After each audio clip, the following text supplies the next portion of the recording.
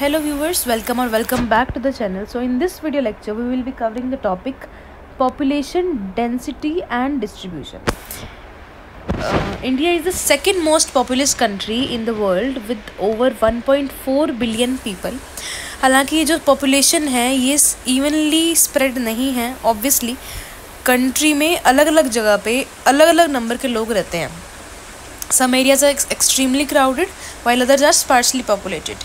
This pattern of uneven population distribution is influenced by a variety of physical, historical, social and economic factors.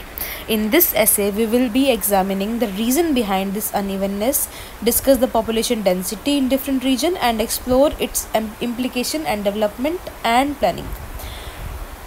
Population distribution refer करता है किस तरीके से लोग over the area spread है. एक population unevenly distribute का मतलब ये होता है कि सारे लोग एक ही जगह पे नहीं रह रहे या इक्वल नंबर ऑफ लोग हर जगह पे नहीं रह रहे, हर जगह पे अलग अलग नंबर ऑफ people रह रहे हैं. In India, when some states and cities are heavily populated, others have relatively few people. For example, Uttar Pradesh and Bihar are densely populated, whereas Arunachal Pradesh and Sikkim are very low population density. अब आपका task ये है कि आप अरुणाचल प्रदेश और सिक्किम दोनों की density comment section में कमेंट करोगे. फिर है population density in India. Population density is calculated as the number of people's per square kilometre. According to the census 2011 the average population density of India was 382 person per square kilometre, जो कि काफ़ी ज़्यादा है कि एक पर square kilometre में 382 person रह रहे हैं. But this the number hide great variation. High density areas जिसकी हमारा बिहार हो गया, जिसकी 1106 पर्सन स्क्वायर किलोमीटर है. फिर है वेस्ट बंगाल, उत्तर प्रदेश, केरला, फिर दिल्ली. लो डेंसिटी एरिया, ये तो आपका होमवर्क तो यही हो गया. लो डेंसिटी एरिया जैसे Arunachal Pradesh 17 person per square kilometre. सबसे कम डेंसिटी अरुणाचल प्रदेश की है, followed by Mizoram, Sikkim, Jammu Kashmir and Andaman Nicobar. This shows a huge difference in how people are spread across the country. Factors responsible for uneven distribution. सबसे पहले आता है physical factors, जिसमें आएगा relief and terrain, climate, soil fertility and water availability. अच्छा relief feature होगा, अच्छा terrain होगा तो वहाँ पे पॉपुलेशन ज़्यादा होगी. फॉर एग्जांपल जो एरियाज़ फार्मिंग के लिए सूटेबल है, ट्रांसपोर्टेशन के लिए अच्छे, सेटलमेंट के लिए अच्छे हैं, या फर्टाइल प्लेन्स जैसे इंडो गैंगेटिक प्लेन्स हो गया, तो यहाँ पे चांसेस ज़्यादा हैं पॉपुलेशन डेंसिटी होने के, या ज़्यादा लोगों की डिस्ट्रीब्यूशन होने के चांसेस यहाँ ज़्यादा है. वैसे ही माउंटेन्स, प्लेट्यूज़ या हिली रीजन पे लोग रहना कम प्रेफर करते हैं.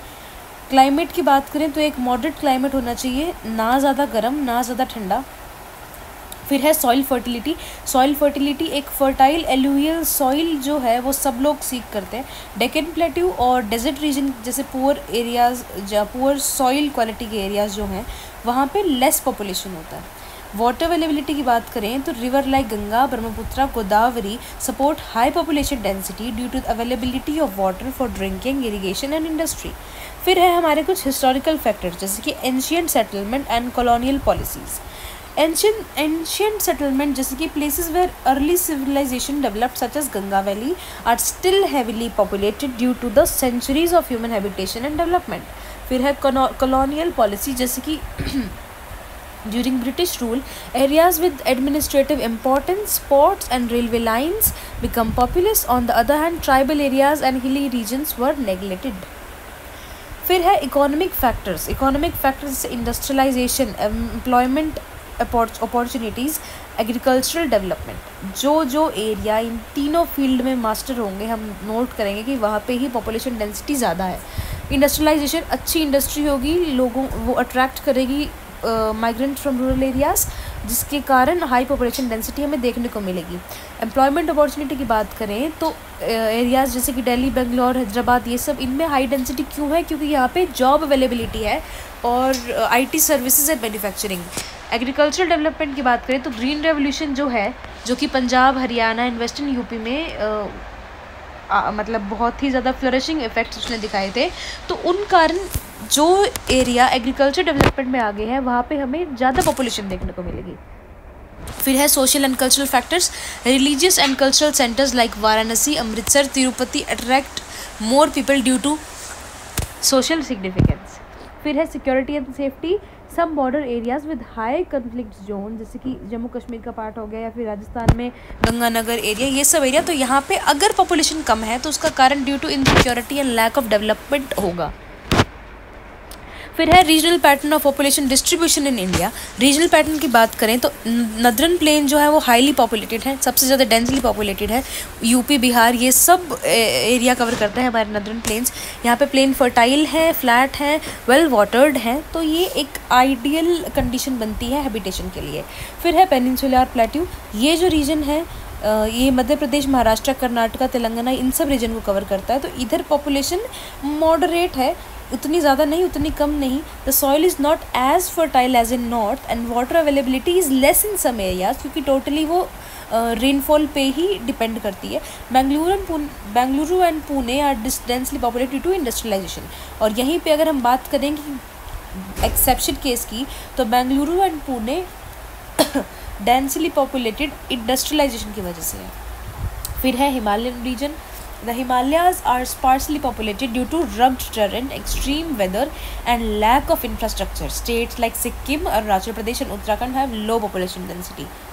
फिर है डेजर्ट रीजन। तो डेजर्ट रीजन भी एक अनदर एरिया है लो पॉपुलेशन का, क्योंकि एरिड क्लाइमेट है और लैक ऑफ वाटर रिसोर्सेज है। कोस्टल रीजन की अगर हम बात करें तो केरला, तमिलनाडु, ओडिशा, ये सब हाईली पॉपुलेटेड है। यहाँ पे फेवरेबल क्लाइमेट कंडीशन हमें मिलेगी देखने को, फर्टाइल लैंड होगी, इकोनॉमिक अपॉर्चुनिटी ज़्यादा है बिकॉज फिशिंग और ट्रेड के यहाँ पे ऑप्शन ज़्यादा है। Island like Lakshadweep and Andaman and Nicobar have low population due to limited land and infrastructure.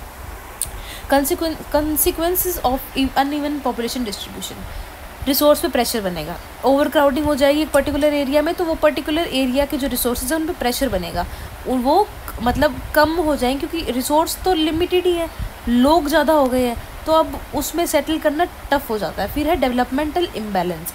अब जहाँ ज़्यादा पॉपुलेशन होगी वहाँ पे डेवलपमेंट भी थोड़ी हाई रेट से होगी, बिकॉज एक रेजिडेंशियल पर्पज़ की तरफ से देख लो आप या फिर एक रिक्रिएशन पर्पज़ की तरफ से देख लो, लोग जहाँ ज़्यादा होंगे डेवलपमेंट वहाँ पे ऑब्वियसली ज़्यादा होगी। तो एक डेवलपमेंटल इम्बैलेंस आ जाएगा कि कुछ एरिया पीछे रह जाते हैं, कुछ एरिया काफ़ी आगे आ गए हैं। फिर है माइग्रेशन इशूज़, जैसे कि लेस डेवलप्ड एरिया से लोग जॉब के लिए या बेटर लाइफ के लिए माइग्रेट करते हैं, तो एक ब्रेन ड्रेन हो रहा है रूरल एरियाज से। फिर है administrative challenges. Uneven distribution make it difficult for government to provide equal access to health, education, transport, sanitation, infrastructure development become expensive and uneven. Government के लिए भी बहुत मुश्किल है, कैसे वो सब चीज़ें इक्वल करेंगे जब इतना अनइवन डिस्ट्रीब्यूशन है। Governmental measure to address the imbalance, जैसे स्पेशल एरिया डेवलपमेंट प्रोग्राम्स चलाए जाते हैं। ये इनिशिएटिव है जो बैकवर्ड रीजन ग्रांट फंड जैसे और हिल एरिया डेवलपमेंट प्रोग्राम, ताकि लो पॉपुलेटेड रीजन्स को भी ग्रोथ मिल सके, बूस्ट मिल सके। फिर है industrial disposal policies. Industries are being encourage to set up in backward areas by providing incentives like tax benefit and subsidies. Industries को जैसे स्पेशल इकोनॉमिक जोन बनाए जाते हैं, तो वो एक ऐसा एरिया है जो लैक कर रहा है बाकी चीज़ों में, तो उधर एक इंडस्ट्री सेटअप कर दो ताकि उसका भी थोड़ा मतलब उस पर्टिकुलर एरिया को भी थोड़ा बूस्ट मिल सके। और ये करने के लिए गवर्नमेंट टैक्स बेनिफिट्स देती है, सब्सिडीज़ देती है। फिर है अर्बन प्लानिंग, जैसे smart city missions and Amrut aims to provide infrastructure in cities and reduce overpopulation problem. Employment scheme जैसे इन रूरल एरियाज़ लाइक मनरेगा, ये प्रोवाइड करती हैं रूरल एम्प्लॉयमेंट, ताकि लोगों को माइग्रेट करने की ज़रूरत ना पड़े, उनको उनके एरिया में ही वर्क मिल जाए। कंक्लूड अगर हम इसको करें तो India's uneven population distribution is a result of complex combination of natural, historical, economical and social factors. बहुत सी चीज़ों, बहुत से कारण हैं अनइवन डिस्ट्रीब्यूशन की, मतलब अनइवन डिस्ट्रीब्यूशन के बहुत से रीज़न हो सकते हैं, जैसे कि हमारा नेचुरल हो सकता है, कुछ हिस्टोरिकल हो सकता है, इकोनॉमिक हो सकता है, सोशल फैक्टर्स हो सकते हैं। While some regions are overcrowded and facing stress और infrastructure, other remain underdeveloped. अब क्या है, ज़्यादा पॉपुलेशन होगी तो दिक्कत क्या हो जाएगी, डिसएडवांटेज क्या है, ओवर क्राउडिंग हो जाएगी, एक रिसोर्स पे स्ट्रेस आएगा, और जिधर पॉपुलेशन कम है वहाँ पे डेवलपमेंट ही नहीं हो रही और रिसोर्स अंडर यूटिलाइज्ड रह रहे हैं। तो मतलब दिक्कत दोनों ही है, एक बैलेंस होना चाहिए। Balanced regional development, sustainable planning and targeted government policies are needed to rescue this inequality. Ensuring equal opportunity and development across all regions will not only ease the pressure on densely populated areas but also improve the overall quality life of India. So this was it with this video. I hope आपको सब समझ आया होगा। Please like share comment subscribe the channel. Thank you so much.